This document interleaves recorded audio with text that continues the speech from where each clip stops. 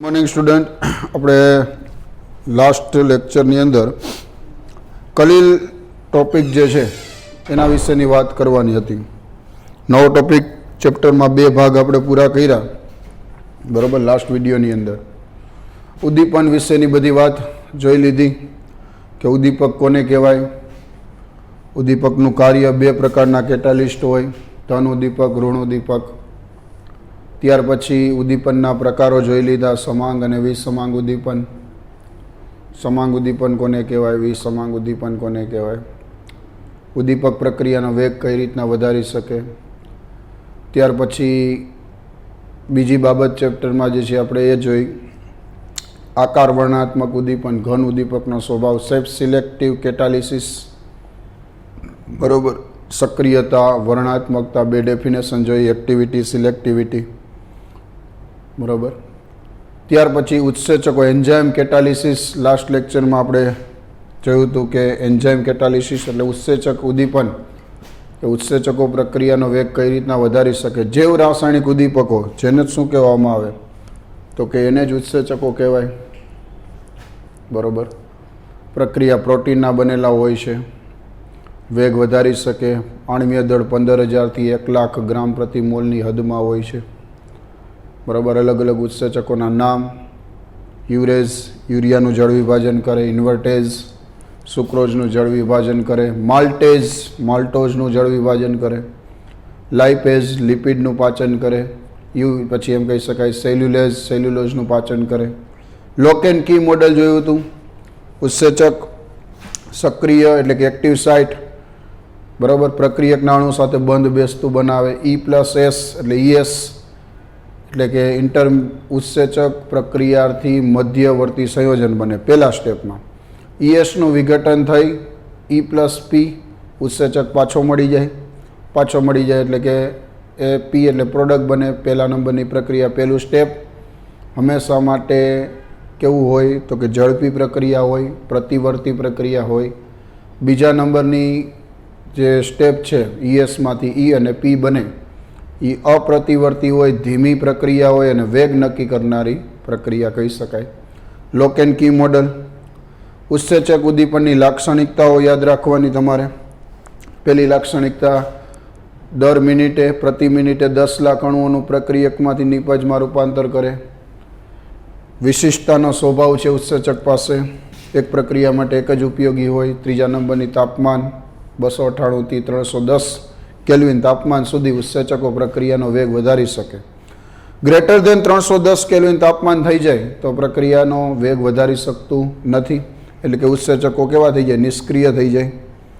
જ્યારે આપણે તાવ આવે ત્યારે શું થાય છે તો કે આપણા બોડીનું ટેમ્પરેચર વધી જાય, 310 કેલ્વિન કરતાં વધી જાય તો ઉત્સેચકો નિષ્ક્રિય બની જાય, એટલે આપણી બધી જૈવ રાસાયણિક પ્રક્રિયાઓ મંદ પડી જાય છે. pH એસિડિક માધ્યમમાં પણ 5 થી 7 જ્યારે હોય ત્યારે ઉત્સેચકો પ્રક્રિયાનો વેગ વધારી શકે. કોએન્ઝાઇમ, એના પછીની કેરેક્ટરિસ્ટિક. સહ ઉત્સેચક કોને કહેવાય તો કે સહ ઉત્સેચક એટલે કે ઉત્સેચકોની સક્રિયતા વધારવા માટે જે વિટામિન આપણા બોડીમાં આવેલા હોય એને આપણે શું કહીએ છીએ તો કે સહ ઉત્સેચક કહીએ છીએ. અને લાસ્ટ ઉત્સેચકીય ઝેર એટલે કે જે પદાર્થો ઉત્સેચકની સક્રિયતામાં ઘટાડો કરી દે એવા બધા પદાર્થોને ઉત્સેચકીય ઝેર કહે છે. વધારે પડતી એન્ટીબાયોટિક દવાઓનો ઉપયોગ કરો તો સજીવ શરીરની બધી જૈવ રાસાયણિક પ્રક્રિયાઓ શું થઈ જાય, મંદ પડી જાય છે. રેડી? ચાલો નેક્સ્ટ, ત્રીજા નંબરના ભાગ આજના વિડીયોની વાત કરીએ. આજના લેક્ચરમાં લાસ્ટ ભાગ જે છે ચેપ્ટરનો કલીલ વિશેની વાત કરવાની છે. કલીલ, બરાબર, કોને કહેવાય એના વિશે સમજવાનું છે. તો હવે જો કલીલ એટલે શું કહી શકાય તો કે કલીલનો મતલબ એવો થાય, એક સહેલા સિમ્પલ, તમે સોલ્યુશન ચેપ્ટર ભણી ગયા, દ્રાવણો ચેપ્ટર જે છે ભણી ગયા, કે જેની અંદર ટ્રુ સોલ્યુશન, સાચું દ્રાવણ, તમને ખબર છે કે કેવી રીતના જે છે બનાવી શકાય. સાચું દ્રાવણ જે છે ને એ સમાંગ મિશ્રણ છે. તમે માની લો એમ કે ખાંડ છે એને પાણીમાં નાખો છો તો શું થાય છે, પાણીની અંદર સંપૂર્ણપણે ખાંડ દ્રાવ્ય થઈ જાય છે, બરાબર. ખાંડ સંપૂર્ણપણે દ્રાવ્ય થઈ જાય, ખાંડની સાંદ્રતા તમે જુઓ તો દરેક ભાગમાં સરખી થઈ જાય, બરાબર. તો એનો મતલબ એને કહેવાય ટ્રુ સોલ્યુશન, એટલે કે એનો મતલબ એને હોમોજીનિયસ મિક્સચર કહેવાય, સમાંગ મિશ્રણ કહેવાય.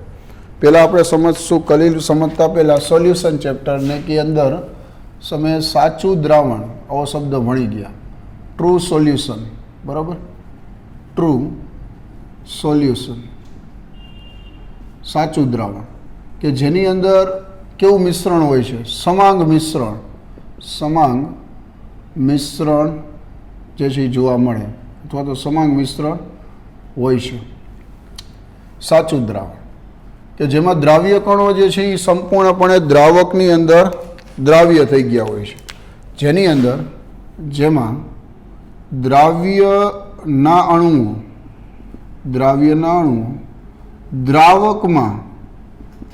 દ્રાવકમાં સંપૂર્ણપણે કેવા થઈ ગયા હોય? ડિઝોલ્ડ એટલે કે દ્રાવ્ય થઈ ગયેલા હોય છે, બરાબર? સંપૂર્ણપણે કે જેમાં સમાંગ મિશ્રણ બની જતું હોય, બે એકબીજામાં સંપૂર્ણપણે દ્રાવ્ય થઈ ગયા હોય. દ્રાવ્ય અને દ્રાવક આ વસ્તુ ખબર પડી. ખાંડને પાણીમાં ઓગાળવામાં આવે, ઉદાહરણ લખો. ઉદાહરણ તરીકે ખાંડ જે છે ને પાણીમાં ઉમેરતા કેવું મિશ્રણ બને? સમાંગ મિશ્રણ બને છે. ચાલો, આ વસ્તુ ખબર પડી ગઈ. સમાંગ મિશ્રણ, ટ્રુ સોલ્યુશન કે જેની અંદર ખાંડના કણો એટલે કે પછી તમે જ્યારે દ્રાવણ બની જાય ત્યારબાદ સમાંગ મિશ્રણ બની જાય ત્યાર પછી ખાંડના કણોને તમે જોઈ શકતા નથી. નરી આંખે જોઈ શકાય નહીં, બરાબર? એટલા બધા નાના હોય છે કણો જે છે દ્રાવ્યના, એટલા બધા નાના હોય છે કે જેને આપણે સરળતાથી નરી આંખે જોઈ શકાતા નથી, બરાબર? કે જેની સાઇઝ, જેનું માપ 1 નેનોમીટર કરતાં પણ ઓછું હોય છે. દ્રાવ્ય કણોનું માપ ટ્રુ સોલ્યુશનમાં, સાચા દ્રાવણમાં 1 નેનોમીટર કરતાં પણ ઓછું હોય છે. દ્રાવ્ય કણોનું માપ લેસ ધેન 1 નેનોમીટર કરતાં પણ કેવું હોય છે? ઓછું હોય છે. એટલે સરળતાથી નરી આંખે જોઈ શકાતા નથી. આ કણોને નરી આંખે જોઈ શકાતા નથી સાચા દ્રાવણમાં, બરાબર? દ્રાવ્ય કણોને અલગ કરી શકાય નહીં. દ્રાવ્ય કણોને અલગ કરી શકાતા નથી. તો આ થઈ ગઈ થોડીક બેઝિક. એનું માપ જ એટલું બધું નાનું હોય છે, 1 નેનોમીટર કરતાં ઓછું માપ હોય છે, લેસ ધેન 1 નેનોમીટર. બીજું એક તમને ઉદાહરણ આપું. સસ્પેન્શન, આલંબન અથવા નિલંબન. બીજું એક તમને વ્યાખ્યા કહું. સસ્પેન્શન કોને કહેવાય? અથવા તો આલંબન અથવા નિલંબન કોને કહેવાય એની આપણે વાત કરીએ. એમાં શું હોય છે? તો કે એ હેટ્રોજીનિયસ મિક્સચર છે. હેટ્રોજીનિયસ એટલે કે વિસમાંગ મિશ્રણ છે. તમે એમ કહો કે રેતી છે, રેતી એને તમે પાણીમાં નાખો તો રેતી પાણીની અંદર ખબર છે કે દ્રાવ્ય નથી થવાની. દ્રાવ્ય ન થાય તો દ્રાવ્યના કણો દ્રાવકની અંદર શું થતા? દ્રાવ્ય નથી થતા. સસ્પેન્સ એટલે એનો મતલબ એવો થાય કે એમાં આલંબન થાય છે. તમે રેતી પાણીમાં નાખો અને દ્રાવણને મલાવી નાખો તો રેતીના કણો થોડીક વાર પૂરતા એ પાણી સાથે ફરશે. 2-5 મિનિટ પછી શું થશે? રેતી અથવા માટીના કણો બધા પાત્રના તળિયે આવી જશે. એટલે એનો મતલબ એ મિક્સર જે છે સોલ્યુશન શું થઈ ગયું? નાબૂદ થઈ ગયું. એટલે એનો મતલબ પછી સોલ્યુશન કહેવાશે નહીં. તો એને શું કહેવાય? આલંબનની ઘટના કહેવાય કે જેમાં દ્રાવ્ય પદાર્થ દ્રાવકની અંદર સંપૂર્ણપણે દ્રાવ્ય ન થાય. જ્યારે દ્રાવ્ય પદાર્થ દ્રાવકમાં સંપૂર્ણપણે દ્રાવ્ય ન થાય, અદ્રાવ્ય રહે, તેને શું કહેવાય? આલંબન કહેવાય. આલંબનની ઘટના કહે છે. વિષમાંગ મિશ્રણ છે. આ જે છે ને હેટ્રોજીનિયસ વિષમાંગ મિશ્રણ જે છે કહે છે. વિષમાંગ, ઓલું હોમોજીનિયસ હતું, આ હેટ્રોજીનિયસ છે. ઉદાહરણ લખી. ઉદાહરણ તરીકે રેતી જે છે, રેતીને પાણીમાં ઉમેરતા રેતીના કણો પાણીમાં કેવા રહેશે? અદ્રાવ્ય સ્વરૂપે રહેશે ને, અદ્રાવ્ય સ્વરૂપે રહે છે. વિષમાંગ મિશ્રણ બનાવશે. રેતીના કણો જે છે થોડીક વાર બાદ, અથવા તો એમ લખાય થોડાક સમય બાદ રેતીના કણો પાત્રના તળિયે એકઠા થઈ જશે. બરાબર, વિષમાંગ મિશ્રણ બની જાય, સોલ્યુશન નાબૂદ થઈ જાય. રેતીના કણો થોડાક સમય બાદ પાત્રના તળિયે એકઠા થઈ જાય, જોવા મળે. અને કેવું બની જાય? વિષમાંગ મિશ્રણ બની જાય. તો આમાં જે દ્રાવ્ય કણોનું માપ છે ગ્રેટર ધેન 1 નેનોમીટર, સોરી 1 નહીં, 1000 નેનોમીટર. 1000 નેનોમીટર જે દ્રાવ્ય કણો છે એનું માપ 1000 નેનોમીટર કરતાં વધારે છે. દ્રાવ્ય કણોનું માપ, દ્રાવ્ય કણોનું માપ શું હોય? 1000 નેનોમીટર કરતાં વધારે હોવાથી એને સરળતાથી આપણે જોઈ શકાય છે. આવા કણોને સરળતાથી નરી આંખે જોઈ શકાય છે. જ્યારે આની અંદર શું થતું હતું? દ્રાવ્ય કણોનું માપ 1 નેનોમીટર કરતાં ઓછું હતું, નરી આંખે જોઈ નહોતા શકાતા.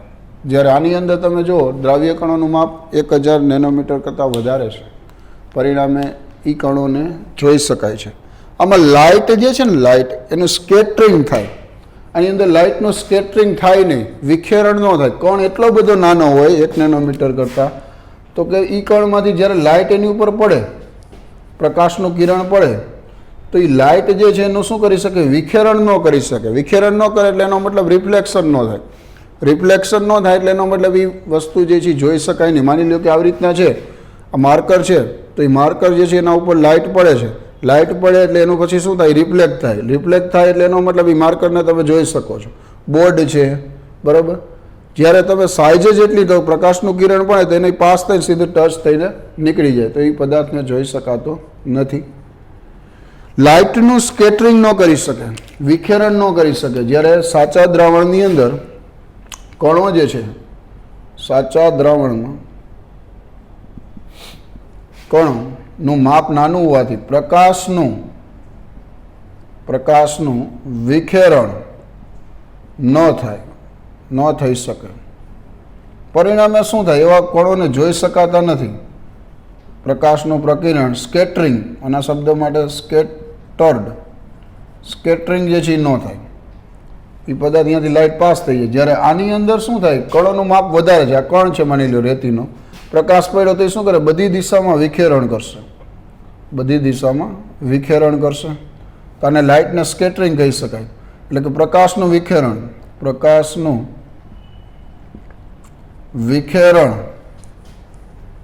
થઈ શકે. આથી આવા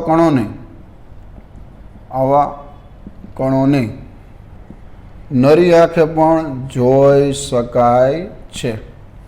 સ્કેટરિંગ કરી શકે. પ્રકાશનું વિખેરણ આમાં થાય. રેતીના કણો સાઇઝ વધારે છે, 1000 નેનોમીટર કરતાં વધારે છે. આમાં સાઇઝ એટલી બધી નાની છે, 1 નેનોમીટર કરતાં કણોને જોઈ ન શકાય. પ્રકાશનું વિખેરણ થાય, બરાબર. તો આ થઈ ગઈ હેટ્રોજીનિયસ મિક્સર, એટલે કે આલંબન અને નિલંબનની વાત. સાચું દ્રાવણ, ટ્રુ સોલ્યુશન, બરાબર, અલગ ન કરી શકાય, આમાં અલગ કરી શકાય કારણ કે વિષમાંગ મિશ્રણ છે. પણ હજી એક વાત કરી, આ બેની વચ્ચે જો અહીંયા મેં તમને કીધું 1 નેનોમીટર કરતાં ઓછું, અહીંયા મેં કીધું 1000 નેનોમીટર કરતાં વધારે, તો હવે એ બેની વચ્ચે એવું એક દ્રાવણ, એવું એક સોલ્યુશન જોવા મળે છે કે જેમાં કણોનું માપ રહ્યું 1 થી 1000 નેનોમીટરની વચ્ચે હોય. શું કહું છું? કલીલ વિશે વાત કરતા પહેલા તમને આલંબન અને સાચું દ્રાવણ, આમાં તમને ખબર હોય છે હેટ્રોજીનિયસ વિસમાંગ મિશ્રણ છે. તમને ખબર હોય સિરપ એ બનાવવામાં આવે. સિરપ જે છે ને આમાં ઉદાહરણમાં લખાય. સિરપ જે આવે દવામાં, તમને એક ઉદાહરણ આપું. જે અત્યારે આપણે શું થાય, નાના છોકરા માટે જે દવાઓ ગળી ન શકે ટીકડી, એટલા માટે સિરપ બનાવેલી હોય. એ સિરપમાં ઘણીવાર તમને ઉપર બોટલ હોય ને, એ બોટલ ઉપર લખ્યું હોય શેક કરીને પછી જે છે તમારે એ સિરપ લેવાની હોય દવાઓ. તો શું કામ શેક કરવું પડે, હલાવી શું કામ પડે એ બોટલને? તો કે એ હેટ્રોજીનિયસ મિક્સર બની ગયું હોય. એમાં શું કરે કે એ લોકો જે દવા બનાવતી કંપની હોય, છોકરા માટે, નાના છોકરાને શું હોય કે ભાઈ એ લોકો ખાંડની ચાસણી બનાવે, એમાં એક કલર એડ કરે, લાલ, પીળો, જાંબલી, બરાબર, કેસરી, આવા બધા કલર એડ કરી એક ફ્લેવરનું આખું એક ચાસણી બનાવે, સિરપ બનાવે. એ સિરપની અંદર શું કરે પછી તો કે એન્ટીબાયોટિક જે દવા છે એના દવાના કણો જે છે એડ કરે, દવા એડ કરે અને આ મિક્સરને હલાવી નાખે. એ મિક્સરને પછી દવાની બોટલમાં, સિરપમાં જે છે બોટલ જે હોય એ બોટલની અંદર ભરી દે. પણ એ બોટલ જે કંપનીમાંથી બન્યું હોય ત્યાંથી પછી જ્યાં સુધી દવાના મેડિકલ સ્ટોર સુધી આવે, મેડિકલ સ્ટોરમાં શું કરે, બોટલને મેડિકલવાળો વ્યક્તિ મૂકી દે. આપણે જ્યારે લેવા જઈએ એટલે 3-4 દી થઈ ગયા હોય માની લો, તો એ બોટલને આપણે આપી દે. તો એમાં થાય શું તો કે દવાના બધા જે કણો છે ને બધા એ ક્યાં આવી જાય? બોટલ જે છે એના નીચે એકઠા થઈ ગયા હોય, રેતીની જેમ નીચે એકઠા થઈ ગયા હોય. એટલે શું થાય, હવે માની લો કે કોઈ પણ બાળકને આપણે દવા આપો તો એ તમે બોટલને હલાવ્યા વગર, શેક કર્યા વગર માની લો એ દવા આપી, તો ઉપરની જે ચાસણી રહી, જેમાં કલર છે, ખાંડ છે, પાણી છે, આ બધી વસ્તુ જે છે એ તમે એને પાઈ દી, દવાના કણો આવ્યા જ નહીં, એટલે કે એનો મતલબ રોગ નાબૂદ નહીં થાય. પણ જો તમે એને હલાવી નાખો, શેક કરી નાખો, તો દવાના કણો ફરી પાછા જે છે એ મિક્સરમાં આવી જશે, સોલ્યુશનમાં આવી જશે અને પછી તમે દવા આપશો તો એ બાળકને વધારે ઇફેક્ટ કરશે. તો આ એક પ્રકારનું હેટ્રોજીનિયસ સિરપ જે છે આલંબન અથવા નિલંબનની ઘટના છે દવા માટે. દવાઓ માટેનું ઉદાહરણ જે છે યાદ રાખો. બોટલને શું કરવી પડે? શેક કરવી પડે. પણ આ બેની વચ્ચે 1 નેનોમીટર અને 1000 નેનોમીટર, એ બેની વચ્ચે એક આખું ગ્રુપ આવે. એ ગ્રુપ, એ જે સોલ્યુશન છે એને કહેવાય કલીલ સોલ્યુશન, કલીલ દ્રાવણ. બરાબર. કલીલનો મતલબ શું થાય છે તો કે ભાઈ એ બેની વચ્ચે કલીલ દ્રાવણ. કલીલ દ્રાવણ એટલે શું કહેવા માંગે તો કે છે તો હેટ્રોજીનિયસ મિક્સર, એમાં તો ક્યાંય એવું નથી કે ભાઈ સંપૂર્ણપણે દ્રાવ્ય થઈ જાય છે કણો. છે તો એક પ્રકારનું વિસમાંગ મિશ્રણ જ છે. વિસમાંગ મિશ્રણ છે કે જેમાં દ્રાવ્ય કણો દ્રાવકમાં સંપૂર્ણપણે દ્રાવ્ય ન થાય. બરાબર. કણોનું માપની વાત કરી, એમાં કણોનું માપ 1 થી 1000 નેનોમીટર, 1 થી 1000 નેનોમીટર ની વચ્ચેનું હોય છે. વચ્ચેનું હોય છે.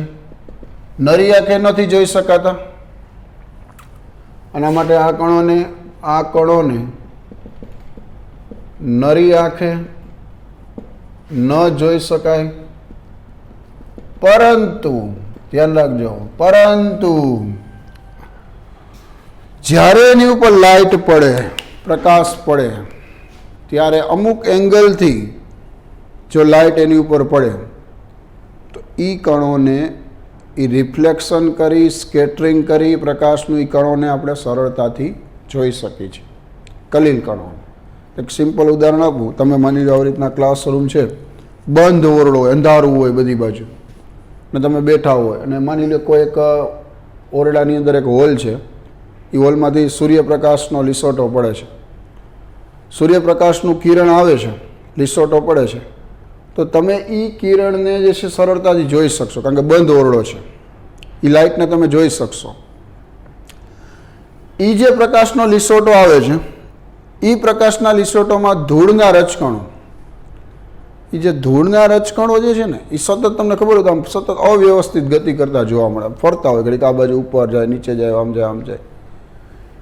એ ધૂળના રજકણો કલીલ કણો છે.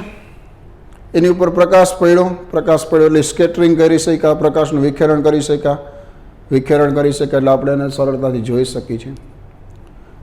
બંધ ઓરડો હોય ત્યારે પણ માની લો કે આવી રીતના ખુલ્લો રૂમ હોય, બધી બારી દરવાજા બધું ખુલ્લું હોય તો તમે એ પ્રકાશને જોઈ શકો નહીં, તો એ ધૂળના રજકણોને જોઈ શકતા નથી.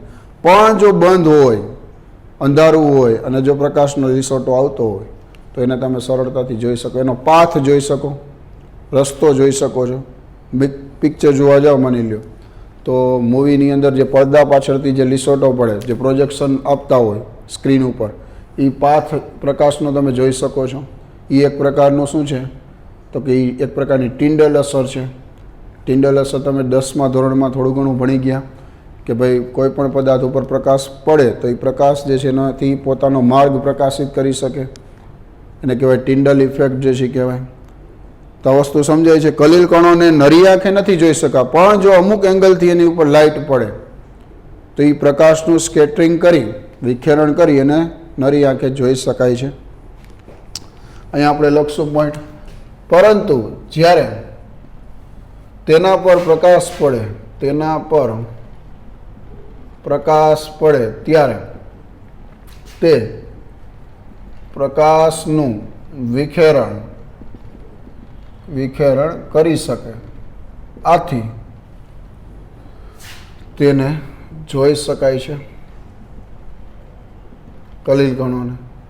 ઉદાહરણ મેં તમને આપ્યું કે ભાઈ દાખલે બંધ ઓરડો હોય, બંધ ઓરડામાં પ્રકાશનો જે લીસોટો પડે, બરાબર, બંધ ઓરડામાં પ્રકાશનો જે લીસોટો પડે છે, ઉદાહરણ તરીકે બંધ ઓરડામાં પ્રકાશનો લીસોટો પડે, એમાં ધૂળના રજકણો કલીલ કણો કહેવાય, કલીલ કણો કહે છે. અને એને સરળતાથી જોઈ શકાય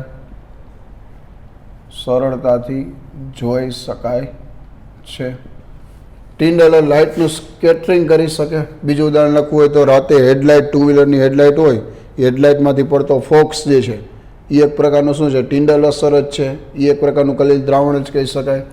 રાત્રે વાહનોની હેડલાઇટમાંથી પડતો પ્રકાશનો લીસોટો એ એક પ્રકારનું ટિન્ડલ અસરનું ઉદાહરણ છે. એને કહેવામાં આવે છે ટિન્ડલ અસર જે છે એ જોવા મળે.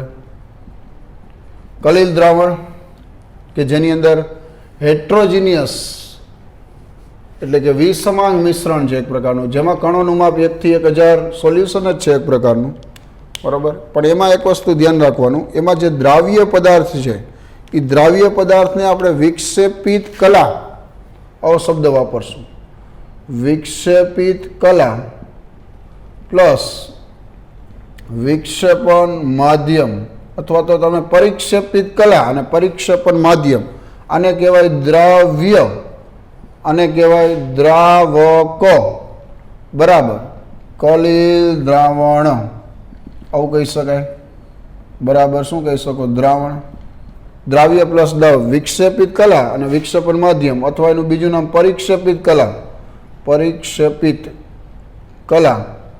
પ્લસ પરિક્ષેપણ માધ્યમ, બરાબર, કલીલ દ્રાવણ આવું કહી શકાય, બરાબર. આ બેનું મિશ્રણ હોય છે, વિસમાંગ મિશ્રણ છે, કલીલ દ્રાવણ જે છે કહી શકાય. તો કલીલ દ્રાવણમાં ખબર પડી કે કેવી રીતના જે છે નક્કી કરવામાં આવે. બીજી વસ્તુ હજી થોડીક વિચારી કે કલીલ દ્રાવણ જે બને છે એમાં કણો જે છે આમાં શું થાય છે, ગ્રેવિટેશનલ ફોર્સ વધારે હોય. જે આલંબન અને રેતીના કણો ઉપર શું થાય, રેતીની ઘનતા વધારે છે, ગ્રેવિટેશનલ ફોર્સ વધારે હોય. ગ્રેવિટી, ગુરુત્વાકર્ષણ બળને લીધે કણો શું થઈ જાય, નીચે આવી જાય છે. આમાં કણોનું માપ નાનું છે, 1 થી 1000 નેનોમીટરની વચ્ચે છે. એટલે એનો મતલબ એવો થાય કે એમાં ગુરુત્વાકર્ષણ બળની અસર ન થાય, એટલે કણો સતત શું થાય, ગતિમાં રહી શકે, અંદર સોલ્યુશનમાં ફરતા રહી શકે. આમાં ગુરુત્વાકર્ષણ બળની અસરને લીધે આમાં લખવાનું ગુરુત્વાકર્ષણ બળ ગુરુત્વાકર્ષણ બળની અસરને લીધે કણો પાત્રના તળિયે બેસી જાય. આમાં ગુરુત્વાકર્ષણ બળની અસર ન થાય. ગુરુત્વાકર્ષણ બળની અસર નહિવત થાય કલિલ દ્રાવણ. રાઈટ. અને આની અંદર તો ખબર જ છે કણોનું માપ જ એટલું, એટલે ગુરુત્વાકર્ષણની બળની અસરની વાત જ નહીં આવે. સમાંગ મિશ્રણ બની ગયું છે.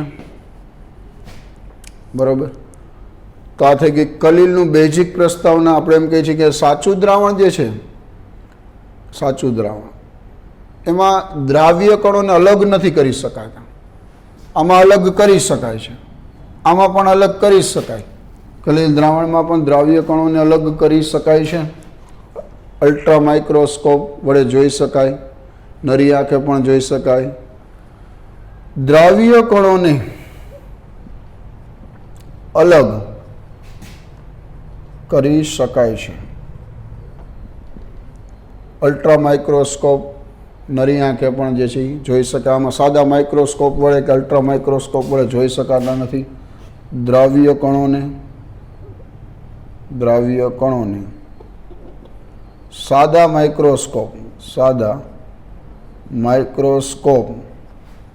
કે અલ્ટ્રા માઇક્રોસ્કોપ વડે જોઈ શકાતા નથી. બરાબર. સાચા દ્રાવણમાં કણો જે છે ને એનો વીજભાર, એક પોઈન્ટ એવો લઈ લઈએ આપણે કે એનો જે વીજભાર જે છે ને, વીજભાર એ હંમેશા માટે ધન અને ઋણ બે, અથવા તો વીજભારની દ્રષ્ટિએ કેવા હોય તો કે તટસ્થ હોય. સાચા દ્રાવણના જે કણો છે એનો વીજભાર ધન અને ઋણ. જ્યારે કલિલ કણો જે છે એના વીજભારની વાત કરી, કલિલ કણોનો વીજભાર શું હોય તો કે કાં ધન હોય અથવા કેવો હોય ભાઈ, ઋણ વીજભાર ધરાવે. ઋણ વીજભાર ધરાવે. ચાલો, આ વસ્તુ ખબર પડી ગઈ. કલિલ દ્રાવણ જે છે કાં ધન, એના કલિલ કણો છે કાં ધન વીજભાર ધરાવતા હોય અને કાં ઋણ વીજભાર ધરાવતા. જ્યારે સાચા દ્રાવણમાં શું બને, આને આ તો થોડીક વાર પૂરતું જ આવે. આ તો શું થાય, તમે રેતીને પાણીમાં નાખો, હલાવી નાખો, રેતીના કણો થોડીક વાર પાણી સાથે ફરશે 1, 2, 5, 10 સેકન્ડ સુધી. પછી શું થાય, સોલ્યુશન જ નાબૂદ થઈ જાય. કારણ કે બધા રેતીના કણો નીચે આવી જાય, દ્રાવક ઉપર થઈ જાય, દ્રાવ્ય નીચે થઈ ગયું, એટલે સોલ્યુશન નાબૂદ થઈ ગયું. એટલે આને સોલ્યુશન પછી ન કહેવાય. થોડીક વાર, થોડા સમય સુધી જ આ સોલ્યુશન જે છે જોવા મળે. પર્ટિક્યુલર ટાઈમ માટે, અમુક સમય પૂરતું જ, અમુક સમય માટે જ આ દ્રાવણ જોવા મળે. કારણ કે પછી તો પાત્રના તળિયે આવી જાય છે, પછી સોલ્યુશન નાબૂદ થઈ જાય. બીજી વસ્તુ, સાચા દ્રાવણમાં એક પોઈન્ટ એવો લખે, બ્રાઉનિયન ગતિ જે છે ને, બ્રાઉનિયન ગતિ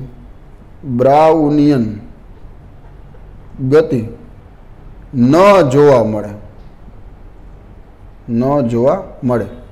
એક પોઈન્ટ આવો લખાય. જ્યારે કલિલ દ્રાવણમાં બ્રાઉનિયન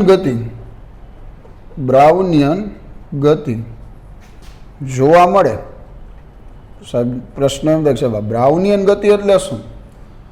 તો કે બ્રાઉનિયન ગતિ એટલે કે કણોની અવ્યવસ્થિત ગતિ. જે ધૂળના રજકણો તમે જુઓ છો પ્રકાશના લીસોટામાં, તો એ ધૂળના રજકણો તમે જુઓ તો શું થાય, સતત અવ્યવસ્થિત ગતિ કરતા હોય. ઘડીક ઉપર આવે, નીચે જાય, આમ જાય, આમ જાય, આમ જાય, ટૂંકમાં બધી બાજુ. રોબર્ટ બ્રાઉન નામનો જે વૈજ્ઞાનિક છે, એને પુષ્પની પરાગરજનું અવલોકન કર્યું પાણીમાં મૂકી. અને એ અવલોકનમાં એવું જોવા મળ્યું કે પરાગરજ જે છે સતત અવ્યવસ્થિત ગતિ કરતી જોવા મળી.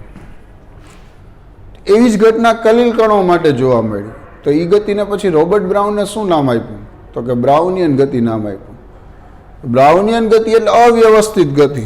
અહીંયા તમારે લખવું હોય તો આવું લખી શકાય, અવ્યવસ્થિત ગતિ, ઝિગઝેગ પ્રકારની ગતિ. તમને આ ઉદાહરણ આપું તો આવી લખાય. જો આ કલિલ કણ અહીંયા છે તો અહીંયા આવ્યો, અહીંયા આવી ગયો, અહીંયા આવી ગયો, અહીંયા આવી ગયો, અહીંથી અહીંયા ગયો, અહીંયા ગયો, અહીંયા આવ્યો, નીચે આવ્યો, ઉપર ગયો, અવ્યવસ્થિત અહીંયા ગયો, પછી અહીંયા આવ્યો, અહીંયા આવી ગયો. આ અવ્યવસ્થિત ગતિ, આને કહેવાય બ્રાઉનિયન ગતિ.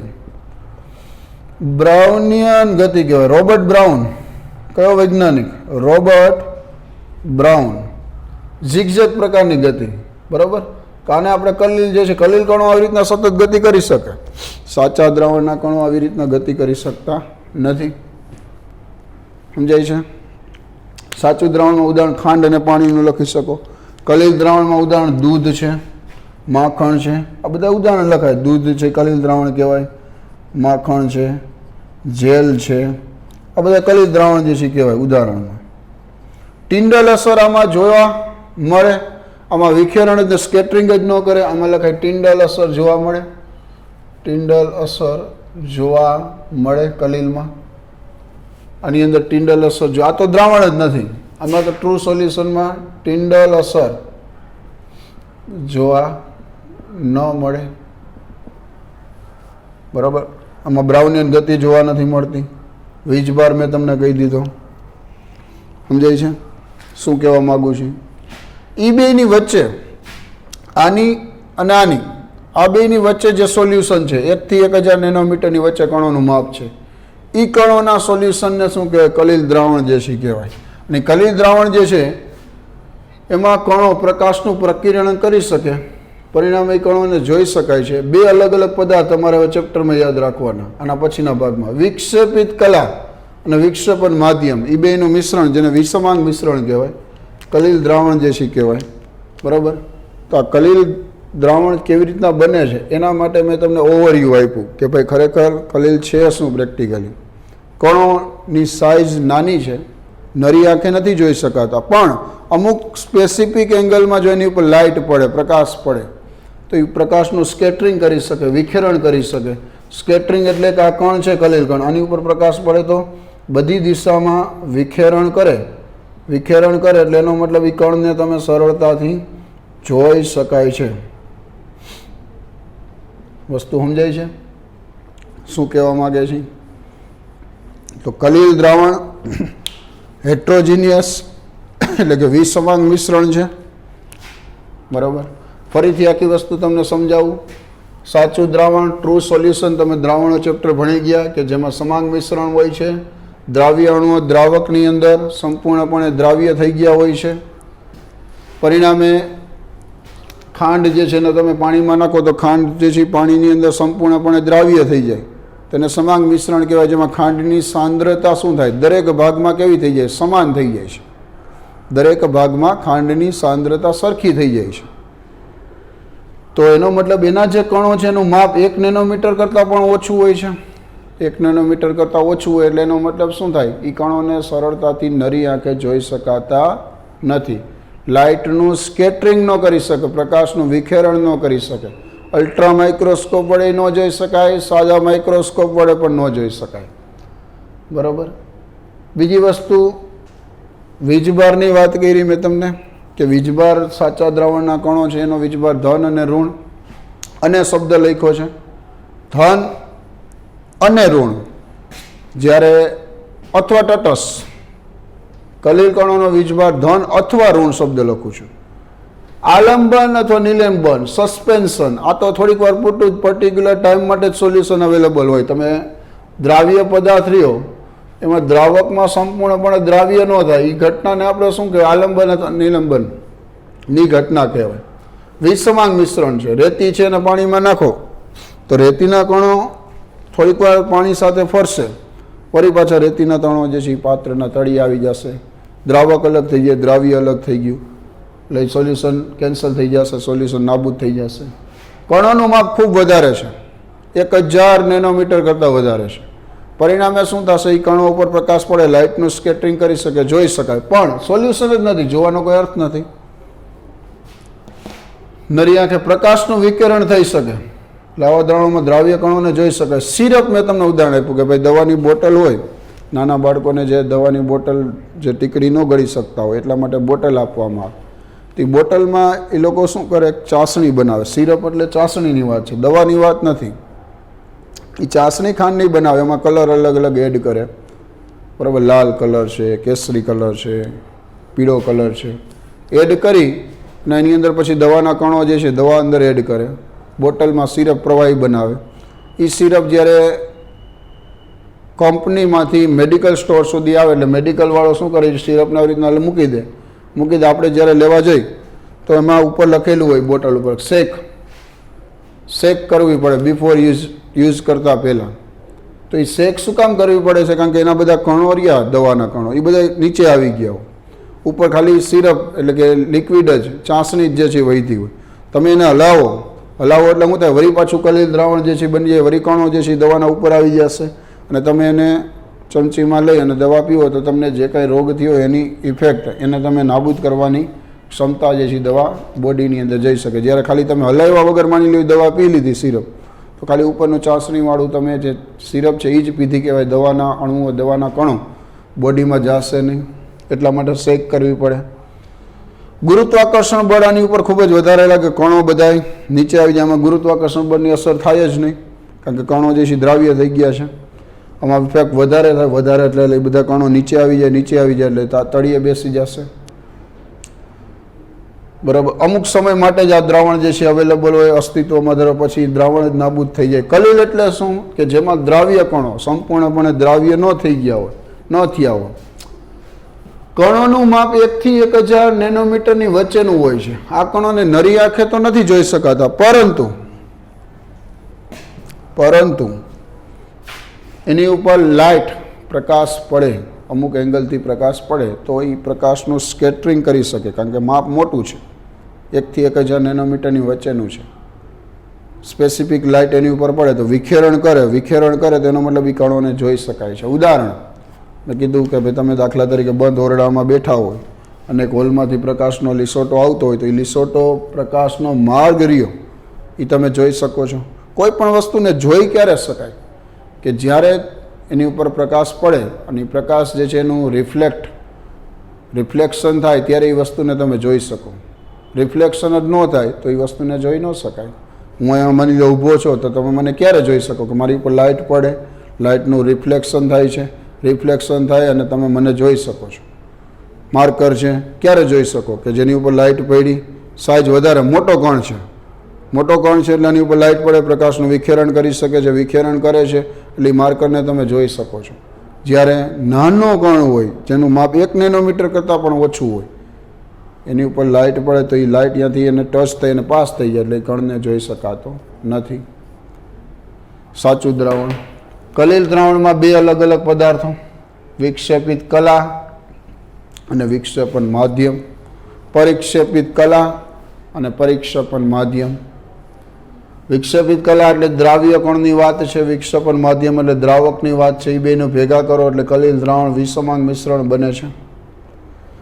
ગુરુત્વાકર્ષણની અસર જે છે એમાં નહિવત પ્રમાણમાં થાય, કારણ કે કણોનું માપ નાનું છે એટલે સતત કણો ગતિમાં રહી શકશે. અને ગતિને આપણે શું કહીએ છીએ, બ્રાઉનિયન ગતિ કહીએ છીએ. આમાં બ્રાઉનિયન ગતિ જોવા મળે, ઓલામાં જોવા ન મળે સાચા દ્રાવણ.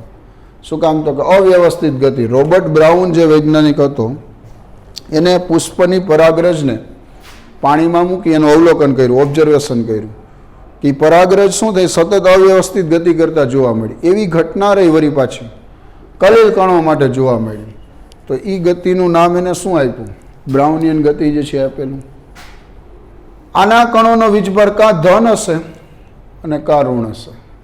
ઓલામાં ધન અને ઋણ 2 શબ્દ મેં તમને કીધું, આમાં ખાલી ધન અથવા ઋણ કહું છું.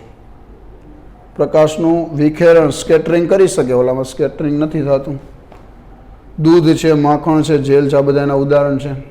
ધૂળના રજકણો છે, એર છે, કલીલ દ્રાવણનું ઉદાહરણ છે. ટિન્ડલ અસર આમાં જોવા મળે. પ્રકાશનું વિખેરણ થાય એટલે કે એનો મતલબ એવો થાય કે તમે એનો પાથ જોઈ શકો, એ કણોને જોઈ શકો. જ્યારે સાચા દ્રાવણમાં પ્રકાશનું વિખેરણ થતું નથી, ટિન્ડલ અસર એમાં જોવા મળતી નથી. તો આ થઈ ગઈ કલીલનું બેઝિક ઇન્ટ્રોડક્શન, પ્રસ્તાવના કે કલીલ ખરેખર કોને કહેવાય, કલીલ દ્રાવણ એટલે શું. નેક્સ્ટ વિડીયોમાં આના પછીના લેક્ચરમાં આપણે કલીલોનું વર્ગીકરણ એના વિશેની વાત કરશું કે કલીલ દ્રાવણનું વર્ગીકરણ કયા કયા પ્રકારે થાય અને એના વર્ગીકરણમાં અલગ અલગ આપણે વર્ગીકરણના પેટા પ્રકારો જોશું. બરાબર. તો આજના વિડીયોમાં, આજના લેક્ચરમાં આપણે કલીલનું બેઝિક પ્રસ્તાવના, કલીલ કોને કહેવાય એની મેં તમને માહિતી આપી. બરાબર, ચલો આટલું તૈયાર કરી નાખજો. Okay, bye bye student, good bye.